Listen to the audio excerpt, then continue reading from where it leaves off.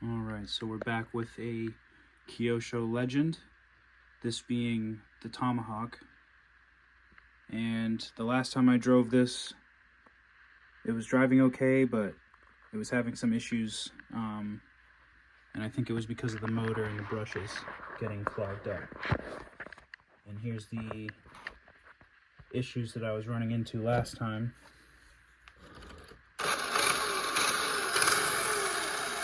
You can see that the rear tires are super wobbly, but as you can see, there's no throttle. But if you rotate the motor, the throttle will come back.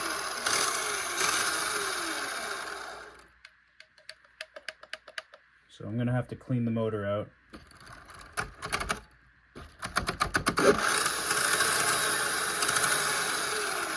And we're gonna do a wheel swap. So, as you know, when I was building the Ultimate SB, when I was gluing the tires, I glued up this set of extra rears that I had picked up. These are from 2014, from the first batch of re-releases, and they've seen better days. So, I'm gonna go ahead and pull the motor and get it cleaned up, make sure that it works properly, and hopefully it does. Then I'll reinstall it and do a wheel swap. If it doesn't, then we'll have to get a new motor. And at the same time I'm doing this, I'm gonna also be cleaning the shocks and rebuilding them.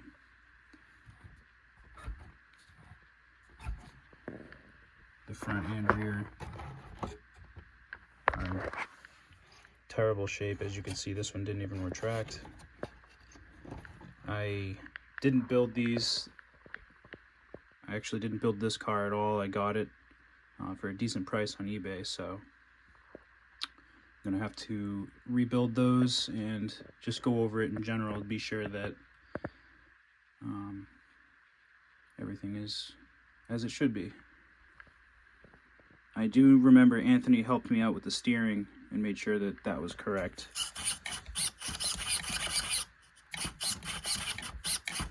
So we'll also double check that to be sure that it works. So, let's see what's going on with this motor.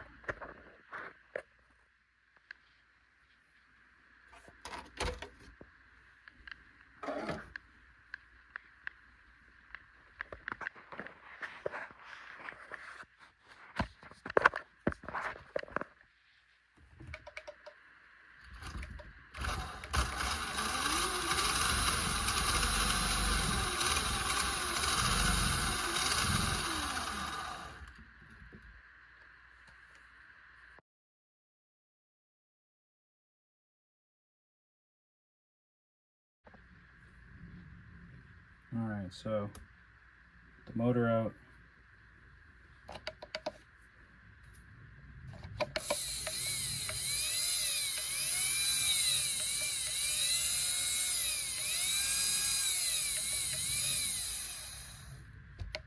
It sounds filthy. It feels gritty. I'm going to pull the motor or disconnect it from the ESC.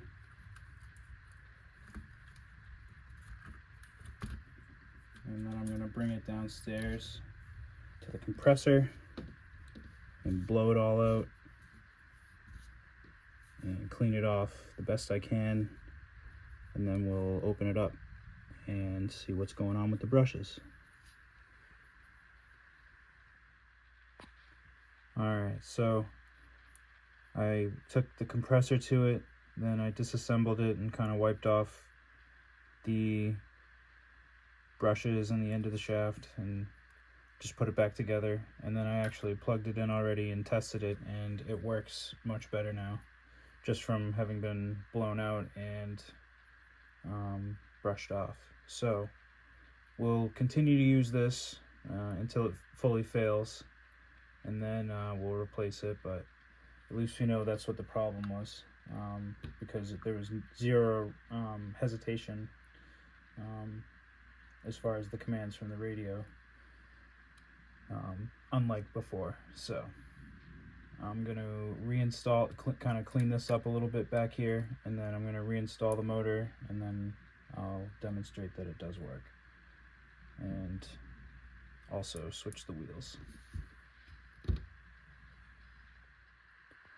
Alright, so the engine is reinstalled. So let's see.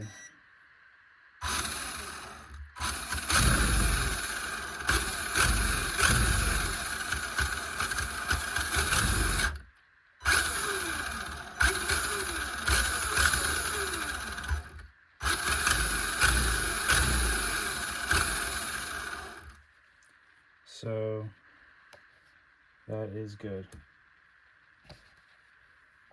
That's all it needed, I guess, is just to be cleaned out. So I'm happy that we got that checked off the list. Before I actually swap the wheels, I've got to get these shocks taken care of. They're terrible.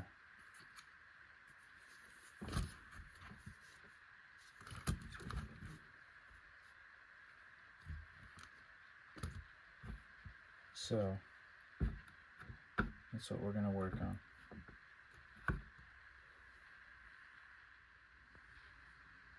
Alright, so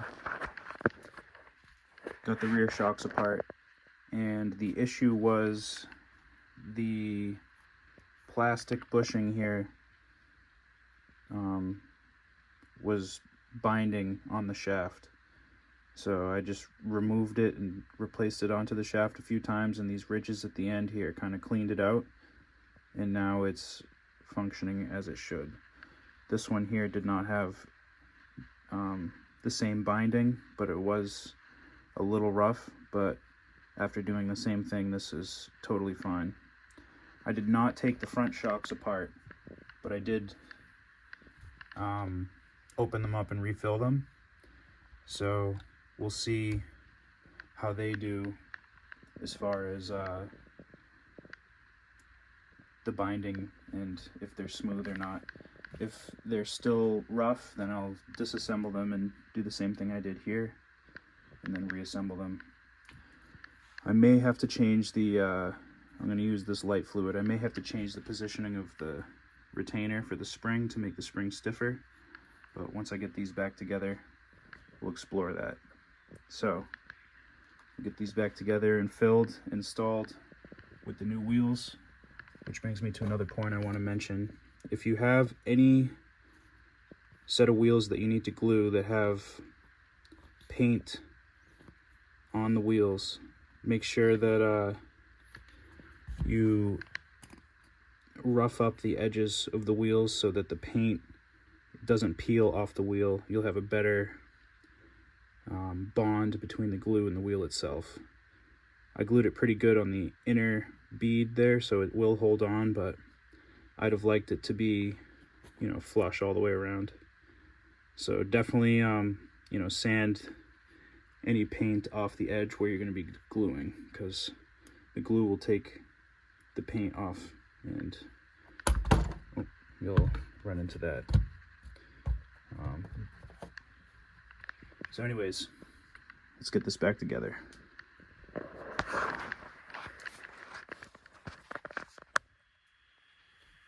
Alright, so it's looking good. Those new wheels.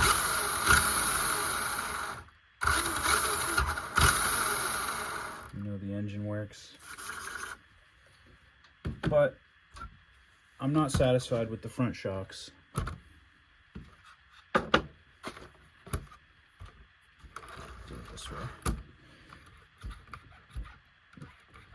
So even though I refilled them and cleaned them off, they're still having the same issue that I think the rears were having, where that plastic piece just needs to be properly cleaned, because the rear feels nice the way it should after having been cleaned. There's no binding, it's nice and smooth. You push it down, it rebounds, but it's only being affected essentially by the weight of the vehicle itself. So now I know what the issue is with these shocks. They definitely need to be properly maintained. Same with the engine. The motor here will easily get bound up. So for the sake of not having to come back and work on this in the future, I'm actually gonna disassemble these and clean them proper, just like the rears, and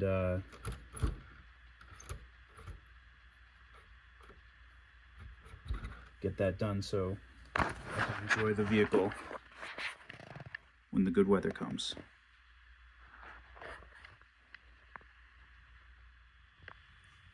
Alright, so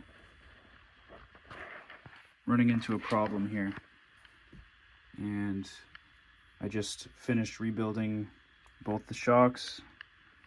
And the problem we're running into is that this shock here is going to leak. Let's see if I can get it focused. You can just see how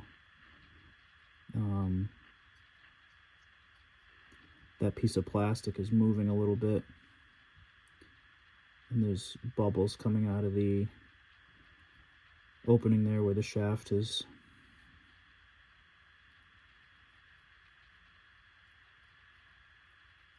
So I'm going to need to replace the shocks on this. But just to get this all back together, I am going to reassemble it and get it fastened up. And we'll just have to note that it's going to need some new front shocks, at least one, or a rebuild kit. This shock in particular, the friction of this plastic piece going over the shaft did not become reduced after cleaning it like the other three shocks did. One of the rears was definitely binding the same way that this one is, but it did clean up, and I did not notice any movement after the shock was fully tightened. I have to use that special wrench there. So let's get this back together and see how the front suspension feels.